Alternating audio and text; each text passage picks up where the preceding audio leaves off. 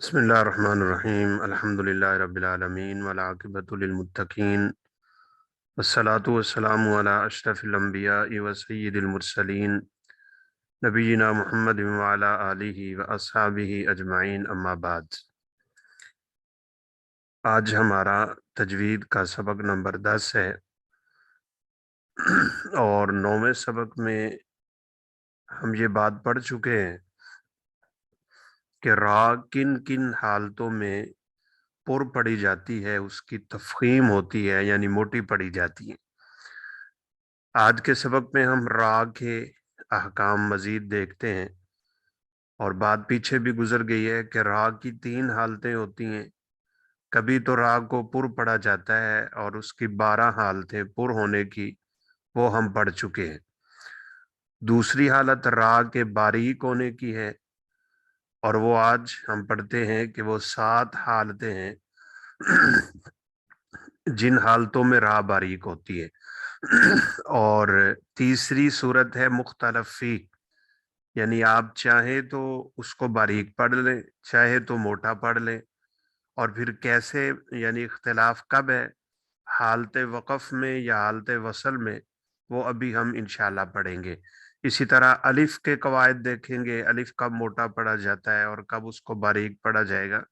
اور آج ہی انشاءاللہ ہم نے میم کے بھی احکامات دیکھنے ہیں۔ تو سب سے پہلے نمبر پہ ہے را کے باریک ہونے کی مدرجہ ذیل 7 حالتیں ہیں۔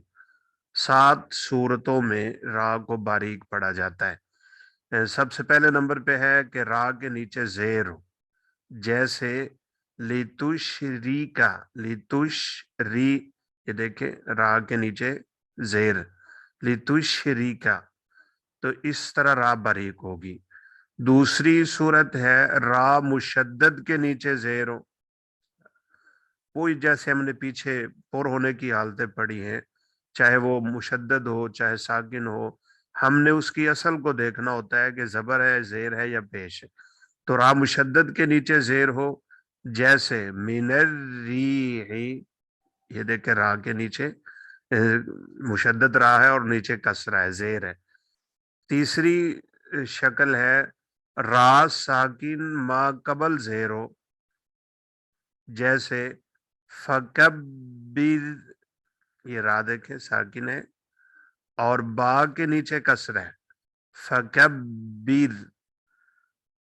یہ 3 صورتیں ہوگی۔ چوتھی صورت یہ ہے را ساکن ما قبل بھی ساکن اور ما قبل کسر ہے، جیسے یہ دیکھیں السحر، پورا کلمہ جو قرآن مجید میں ہے وہ ہے بہ السحر۔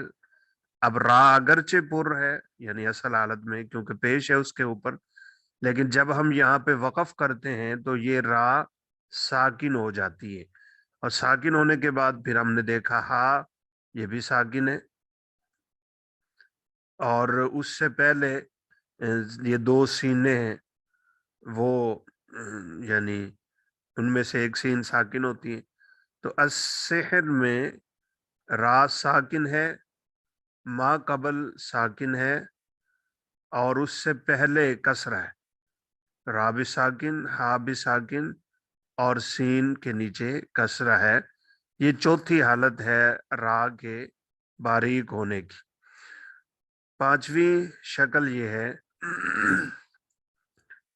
کہ را ساکن ما قبل یا ساکن ہو، را ساکن ما قبل یا ساکن، جیسے والعید، والعیر کی را ساکن وقف کی حالت میں، اور اس سے پہلے یہ اس را کو باریک کروا دے گی، والعید۔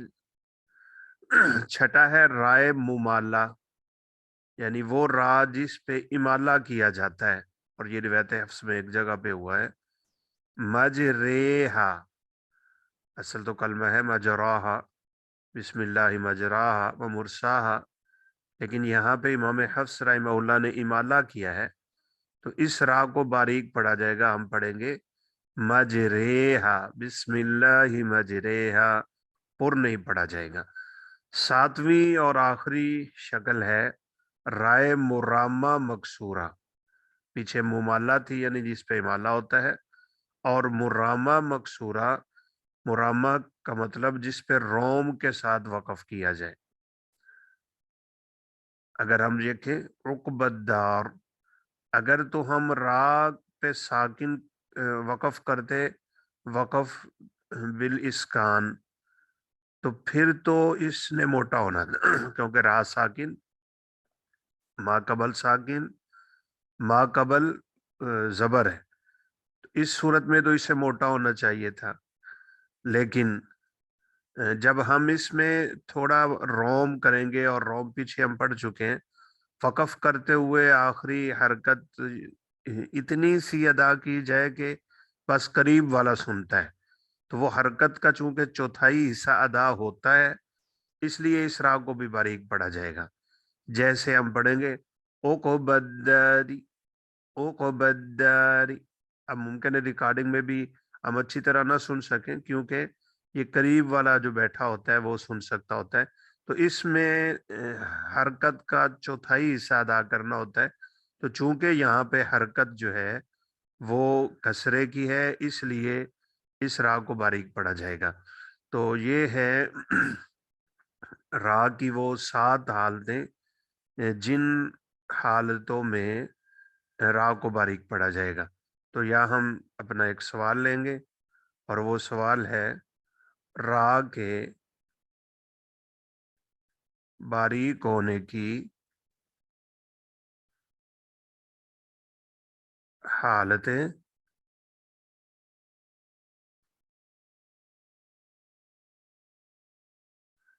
مثالوں کے ساتھ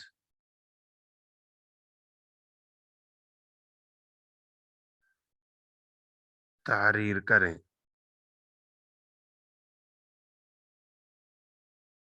تو یہ ہمارا پہلا سوال رہے گا، راگ کے باریک ہونے کی حالتیں مثالوں کے ساتھ بیان کریں۔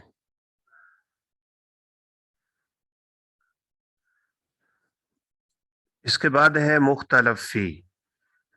مختلف فی سے مراد ہم پڑھ چکے ہیں کہ راگ کو چاہے تو باریک پڑھ لیا جائے، اور چاہے تو راگ کو پر پڑھا جائے۔ یہ راگ کے مختلف فی ہونے کی جو شکلیں ہیں، یہ بھی 7 حالتیں ہیں۔ یہ 7 حالتیں آگے آ رہی ہیں۔ سب سے پہلے نمبر پہ ہے مصر، لفظ مصر۔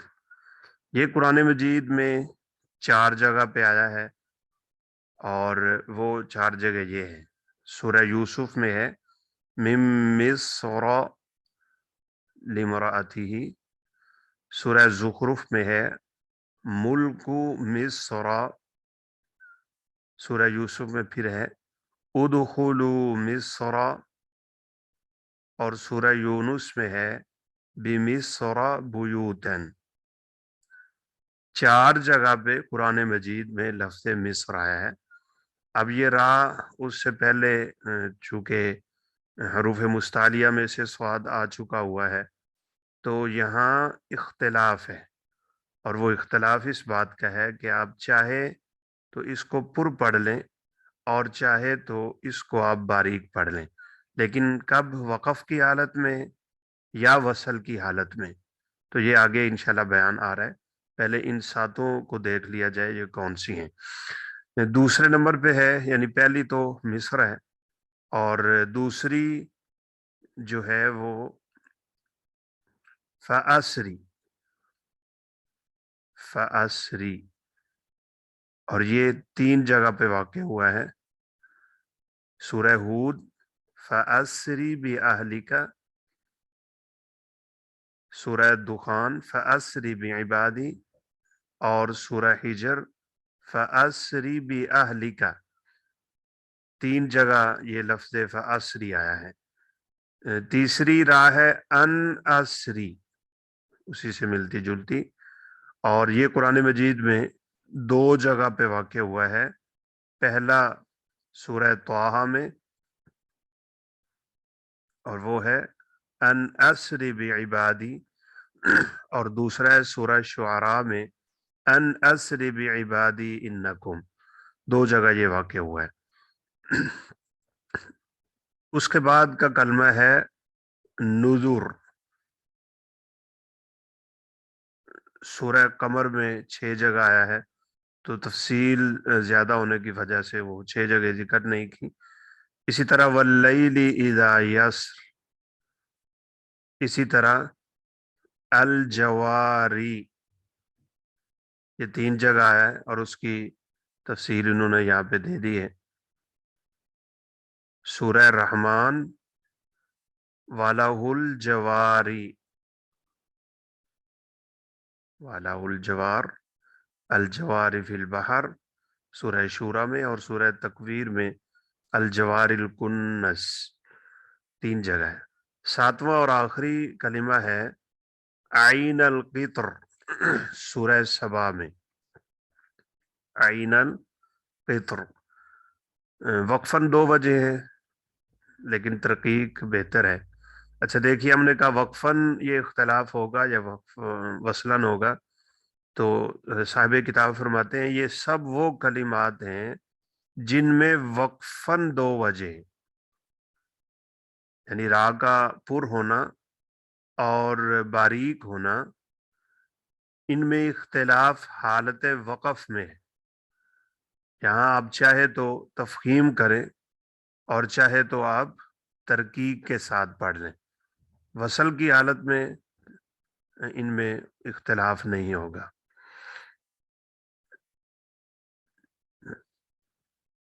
یہ ایک اہم بات ہے، تنبیہ کے طور پہ اس کو ذکر کیا ہے کہ ایسے کلمات جن میں تفخیم و ترقیق دونوں وجہ جائز ہیں، ان میں سے صرف کل فرق ان میں وصلاً وقفاً اختلاف ہے.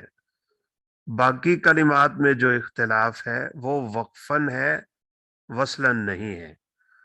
وصلاً اپنی حرکت کے مطابق پڑھے جائیں گے، یعنی چونکہ رہا ساکن ہے اور ما قبل کسرہ ہے یا جو بھی ہے اس کے مطابق ان کو بہرحال ادا کیا جائے گا.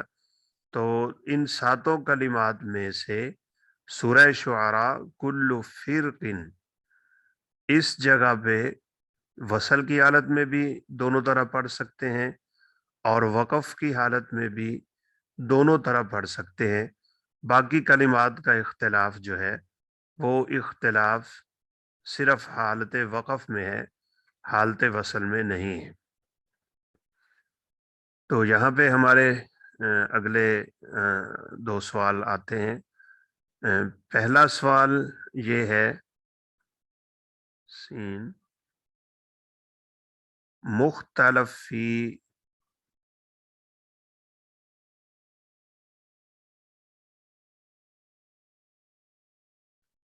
را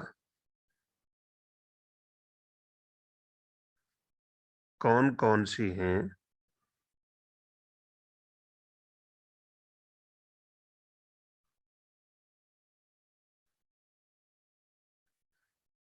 مثالوں کے ساتھ تحریر کریں، یعنی مختلف فی 7 جو رائے ہیں ان کو مثالوں کے ساتھ بیان کریں. اس کے ساتھ ہی اگلا سوال ہے اور وہ ہے کہ ان کلمات میں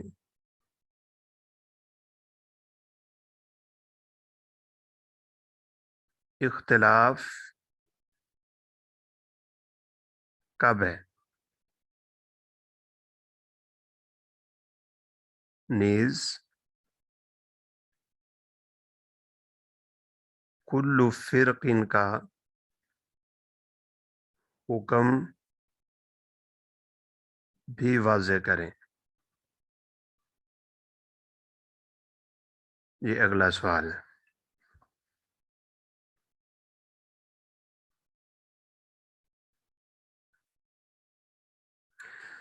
اچھا، اس کے بعد بات ہے الف کی تفخیم و ترقیق کی. الف کو کب موٹا پڑھا جاتا ہے اور کب الف کو باریک پڑھا جائے گا؟ تو یہ بالکل آسان سا قاعدہ ہے الف کی تفخیم و ترقیق کا. الف سے پہلے اگر حرف مفخم ہو تو الف بھی مفخم پڑھا جائے گا، یعنی موٹا پڑا جائے گا. ہم نے الف سے پہلے حرف کو دیکھنا ہوتا ہے. جیسے صراط. اب الف یہ ہے اور اس سے پہلے را پہ زبر ہے تو ہم اس کو موٹا پڑھیں گے صراط. اسی طرح انصاری سوری دیکھیں ظالمی موٹا ہے. ظالمون قال. تو الف سے پہلا حرف اگر موٹا پڑھا جانے والا ہے تو ہم الف کو بھی موٹا پڑھ دیں گے. اور اگر الف سے پہلے حرف مرقق ہے یعنی باریک پڑھا جانے والا حرف ہے تو اس وقت ہم الف کو بھی باریک پڑھ دیں گے. جیسے ما، لا، عادو، سلام، دابتن. تو یہ الف کے باریک اور موٹا پڑھنے کی ایک صورت اور قاعدہ ہے. یعنی الف سے پہلے ہم دیکھیں گے عرب اگر تو مستعلیہ حروف میں سے کوئی ہے موٹا پڑھے جانے والا حرف ہے تو ہم الف کو بھی موٹا پڑھ دیں گے. اور الف کو باریک اگر پڑھا جاتا ہے تو ہم اس صورت میں الف کو بھی باریک ادا کریں گے. تو یہاں پہ ہمارا اگلا سوال آتا ہے اور وہ ہے الف کی تفخیم اور ترقیق کا کیا قاعدہ ہے.